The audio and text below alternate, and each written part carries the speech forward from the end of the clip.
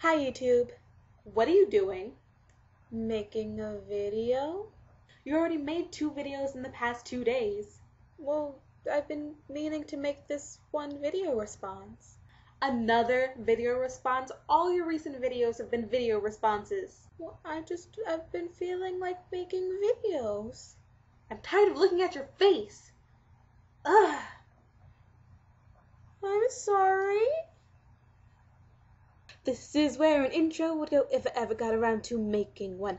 Hi John Green, as the video I'm responding to was made in 2007, you can guess that this video response is long overdue. So at the beginning of your video, you say that it's a bit ooky for Edward's 107-year-old mind to be dating 16-year-old Bella, even though he has a 17-year-old's body. Because really, it's our minds that make us our age, not our looks or anything else. But I could argue that having such a drastic change, such as vampirism,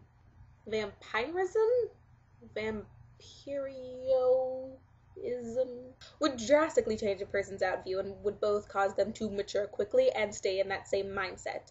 Because obviously you're not going to do all the normal things that teenagers do in order to grow up. You're not going to have to go through the motions. You're not going to have to step into the real world because suddenly your world is completely different from the real world that you've known.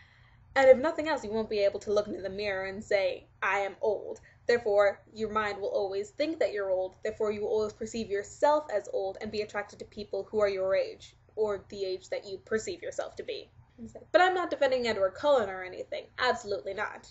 I'm wondering why no one brought this up when Disney's Atlantis came out. This was released quite a few years ago, so I'll forgive you if you don't exactly remember what happened. In Atlantis, the main character's love interest is a good 2,000 years older than him. 2,000 years old.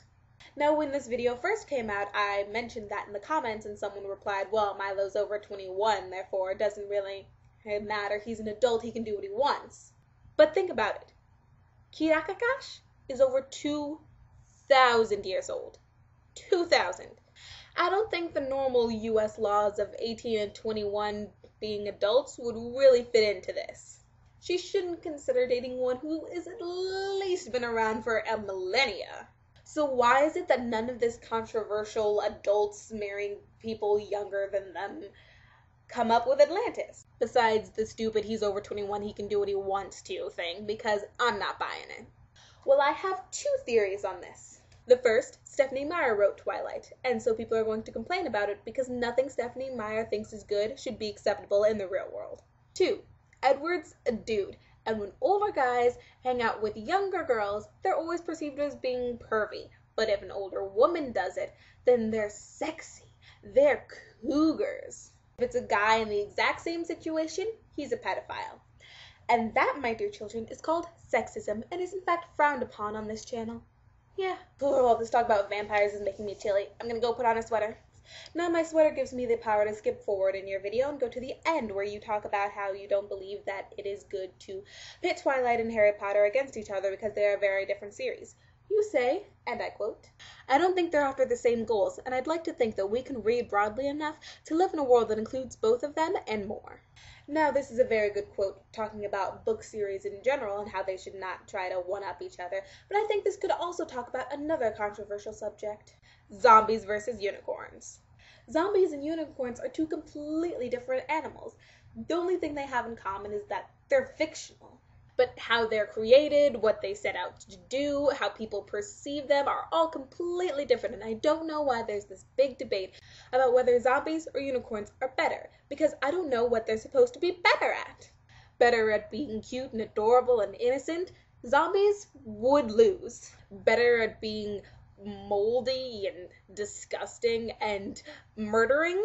Unicorns would lose at that. But I think they're 2 completely different animals, and to pit them against each other just doesn't make any sense. It's the same as pitting Harry Potter against Twilight. Now, I'm not going to say which represents which, but John Green would be Team Twilight.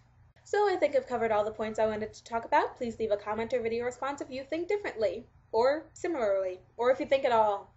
I hope you've had a good day, and I will talk to you later. You're not going to put up another video tomorrow, are you? Well, yeah, actually, I was planning on putting up a video tomorrow. Ugh, so tired of you. Bye, YouTube.